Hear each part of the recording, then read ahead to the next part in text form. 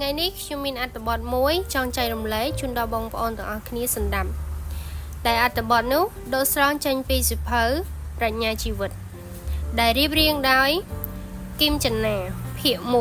1អត្ថបទមានចំណងជើងថាខ្លែងស្រាក់រត់ចោលស្រុកមើលមិនឃើញចំណុចខ្វះខាតរបស់ខ្លួនគិតតែទម្លាក់កំហុសទៅលើអ្នកដទៃអ្នកនឹងខាតកម្លាំងខាតពេលវេលាអត់ប្រយោជន៍ធម្មជាតិរបស់មនុស្សមានច្រើនមានការប្រទែងប្រទង់ក្នុងខ្លួនជាខ្លាំងពេលណាខ្លួនឯងធ្វើខុស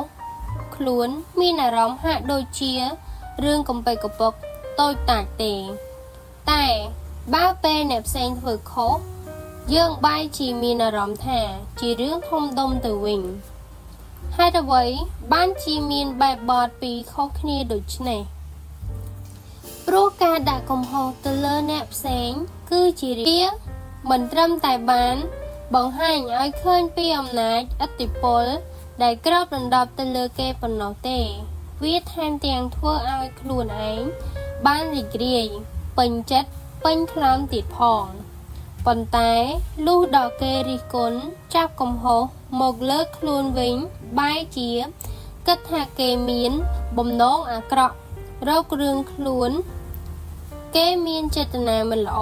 ហើយក៏មិនបានយកចិត្តទុកដាក់ទៅលើការវិភាគរិះគន់ទាំងនោះដែរនេះគឺជានិស្ស័យរបស់មនុស្សដែលតែងតែមកចតចំពោះអ្នកដទៃតែធូររលុងនិងអភ័យទោសឲ្យខ្លួនឯងជានិច្ចការមានទម្លាប់បែបនេះយូរទៅវានឹងនាំឲ្យខ្លួនឯងឲ្យទៅជាមនុស្សរឹងទទឹងមិនស្ដាប់អ្នកដទៃមិនពិចារណាពីខ្លួនឯងរហូតដល់ផ្ដាច់ខ្លួនចេញពីគេទីបំផុតអ្នកដែលរងគ្រោះគឺខ្លួនឯងនោះឯងនៅក្នុងព្រៃភាគខាងលិចមានខ្លែងស្រាកមួយក្បាលអាស្រ័យរស់នៅសត្វប្រភេទនេះវាចេញរកស៊ីតែពេលយប់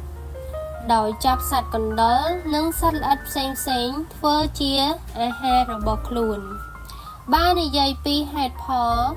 ទៅតាមអំពើរបស់វាខ្លែងស្រាកជាសត្វដែលមានភាពជាមិត្តជាមួយមនុស្សយើងដែរហើយគួរតែត្រូវបានគេលើកសរសើរប៉ុន្តែ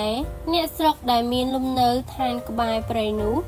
ពួកគេបែរជាមិនចង់ឲ្យវាមកស្នាក់អាស្រ័យនៅក្បែរភូមិរបស់ខ្លួនឡើយ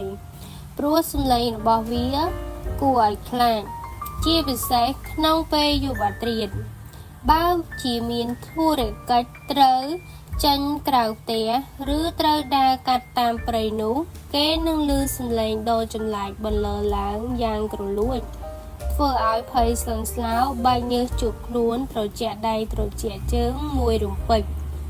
ហេតុនេះទើបអ្នកស្រុកនៅក្បែរនោះព្យាយាមរកវិធីដេញឲ្យវាចេញផុតពីភូមិលំនៅរបស់គេខ្លែងស្រាក់ពិបាកនៅក្នុងចិត្តជាខ្លាំងវារើសម្បុកពីនេះទៅនោះពីកន្លែងមួយទៅកន្លែងមួយតែទោះបីជាវាទៅដល់ទីណាក៏នៅតែឮសំឡេងស្រែកជេរប្រតិចនិងដេញមិនឲ្យវាទៅរស់នៅជិតអ្នកស្រុកឡើយវាក៏គិតនៅក្នុងចិត្តថាមនុស្សទីនេះចិត្តអាក្រក់ណាស់យើងត្រូវកិច្ចឲ្យផុតពីពួកគេគិតដូច្នេះហើយវាក៏តាំងចិត្តយ៉ាងដាច់ខាតថានឹងព្យាយាមឲ្យអស់ពីសមត្ថភាពដើម្បីហើរទៅកាក់ភាគខាងកើតឲ្យឆ្ងាយផុតអ្នកស្រុកទាំងនោះ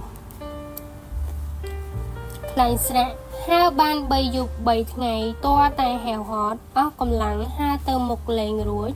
ទើបចុះសម្រាកនៅនឹងដើមឈើមួយសត្វរលកមួយក្បាលឃើញខ្លែងស្រាក់មានសភាពហត់នឿយសោកសៅដូច្នេះវាចម្លែកនៅក្នុងចិត្តហើយក៏ទៅសួរខ្លែងស្រាក់ថាអ្នកឯងធ្វើអ្វីខ្លះបានជាមើលទៅដូចជាហត់នឿយខ្លាំងម្ល៉េះខ្លែងស្រាក់ឆ្លើយខ្ញុំនឹងបដូរកន្លែងទៅរស់នៅស្រុកភាគខាងកើតនោះវិញពីព្រោះហេតុអ្វីទៅរលកសួរដោយងើយឆ្ងល់ខ្លែងស្នាក់ដកដង្ហើមធំឆ្លើយមនុស្សភាគខាងលិចពិបាករស់នៅជាមួយណាស់គេសាប់ខ្ពើមខ្ញុំគេថាសំឡេងខ្ញុំមិនពីរោះស្នាប់គួរឲ្យខ្លាចខ្ញុំមិនអាចរស់នៅ ជាមួយមនុស្សភាគខាងលិចតទៅទៀតបានទេទៅខ្ញុំចាំបាច់ត្រូវផ្លាស់ទីកន្លែងខ្ញុំតាំងចិត្តថានឹងទៅរស់នៅឯភាគខាងកើតវិញទៅឲ្យកាន់តែឆ្ងាយកាន់តែល្អសត្វលោកស្ដាប់ចប់ក៏អស់សំណោចគ្រាន់តែរើសម្បកតើពិតជាដោះស្រាយបញ្ហាមែនឬទេតាមការគិតរបស់ខ្ញុំទោះអ្នកឯងរើសម្បកទៅដល់ទីណាក៏អ្វីវានៅតែដដែលហ្នឹងខ្លែងស្នាក់មិនទាន់យកសម្ដីរបស់សត្វរលកក៏សួរទៅវិញហេតុអ្វីឬសូម្បីតែយើងចាក់ចេញមកឆ្ងាយយ៉ាងនេះហើយក៏នៅតែគេចមិនផុតពីពួកគេទៀតនៅលោកឆ្លើយដោយសន្តិចិត្តហេតុផលមានច្បាស់លាស់ណាស់បើអ្នកឯងមិនកែប្រែផ្លាស់ប្ដូរសំឡេងដ៏គួរឲ្យខ្លាចរំទត់របស់អ្នកចេញទោះអ្នកទៅដល់ភាគខាងកើតដ៏សែនឆ្ងាយយ៉ាងណាក៏អ្នកខាងកើតនោះមិនរាប់រកអ្នកឯងដូចតែអ្នកមុនអញ្ចឹងមនុស្សយើងក៏ដូចគ្នាដែរបើទៅរស់នៅកន្លែងណាហើយច្រើនតែមានទំនាស់ជាមួយនឹងអ្នកដទៃគួរតែគិតពិចារណាពីខ្លួនឯងជាមុនសិនរឿងនិទាននេះសូបញ្ជាក់ឲ្យឃើញថាអ្នកដែលមើលមិនឃើញចំណុចអាក្រក់ឬចំណុចខ្វះខាតរបស់ខ្លួនឯងគិតតែមើលពីកំហុសអ្នកដទៃឬចោទបរិយាកាសជុំវិញខ្លួនថាគ្មានមេត្រីភាពជាមួយខ្លួនហើយរំពឹងថានឹងអាចផ្លាស់ប្ដូរจิตកម្មរបស់ខ្លួនបានដោយគ្រាន់តែបដូរបរិយាកាសខាងក្រៅសារជាថ្មីនោះគេប្រកាសជាខកបំណងនឹងត្រូវខាតកម្លាំងចោលជាមិនខានហេតុនេះហើយបើចង់កែសម្រួលបរិយាកាសជុំវិញអ្នកមិនគួរបញ្ហាទៅលើអ្នកដទៃភ្លាមនោះទេអ្នកត្រូវព្យាយាមផ្ដោតអារម្មណ៍មកលើខ្លួនឯងជាមុនត្រិះរិះពិចារណាពីខ្លួនឯងឲ្យដល់កម្រិតដរាបណាអ្នកមិនចាប់ផ្ដើមកែតម្រូវខ្លួនឯងជាមុនអ្នកក៏គ្មានផ្លូវតម្រូវអ្នកដទៃឬមជ្ឈដ្ឋានជុំវិញខ្លួនបានឡើយ